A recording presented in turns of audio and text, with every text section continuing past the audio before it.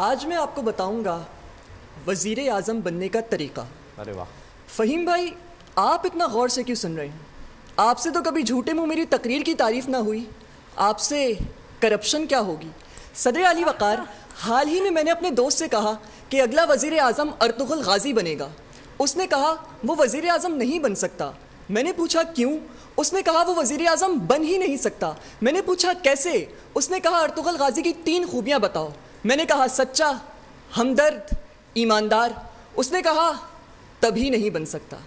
صدر علی وقار، اگر Ertugrul Ghazi امیدوار برائے وزیر اعظم ہوتا تو ملک میں بہت بڑی تبدیلی دیکھنے کو ملتی، کیونکہ خواتین ارطغرل کے عشق میں پاگل ہو کر اس کے انتخابی نشان پر اتنے ٹھپے لگاتی کہ جب ان سے پوچھا جاتا کہ باجی یہ کیا کر رہی ہیں تو وہ بینر کی جگہ ہاتھ میں تلوار اٹھائے کہتی میرا ارطغرل میری مرضی۔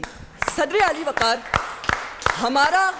ہمارا قومی ہیرو چاہے دانش ہی کیوں نہ ہو، 2 ٹکے کی لڑکی کی بے وفائی سے مر ہی جاتا ہے، لیکن اگر ہمارا قومی ہیرو ارطغرل غازی ہوا تو مرنے کے بعد دوبارہ زندہ ہو جائے گا، اگر وہ نیپال میں ہو، کیونکہ اگر ارطغرل نیپال میں ہوگا تو یہ تو ہوگا۔ صدر علی وقار، اگر ارطغرل غازی امیدوار برائے وزیر اعظم ہوتا تو مذہبی انتہا پسندوں کا بڑا نقصان ہوتا، کیونکہ ملک میں اتحاد بین المسلمین دیکھ کر یہ انتہا پسند یہ کہتے دکھائی دیتے کہ او بھائی مجھے مارو، یہ سارے شیعہ سنی وہابی دیوبندی بریلوی اچانک مسلمان کیسے ہو گئے؟ صدر علی وقار، اگر تو اپنے تمام تر مخالفین سے ڈٹ کے لڑتا سوائے ایک کے، کیونکہ شیر کبھی شیر سے لڑا ہے کیا، وہ بھی جب دوسرے شیر کے پلیٹلیٹس کم ہوں۔ صدر علی وقار، اگر ارطغرل غازی وزیر اعظم پاکستان ہوتا تو پٹرول کی قیمت میں زبردست بچت دکھائی دیتی، کیونکہ تمام تر پاکستانی اپنے گھوڑوں پہ دوڑتے اور لاہوری کھوتوں پہ۔ صدر علی وقار، اگر ارطغرل وزیر اعظم پاکستان ہوتا، آج ظلم کے خلاف صرف ایک آواز اٹھائی جاتی ہے، آپ نے گھبرانا نہیں ہے، لیکن اگر ارطغرل وزیر اعظم پاکستان ہوتا تو ظلم کے خلاف تلوار اٹھائی جاتی۔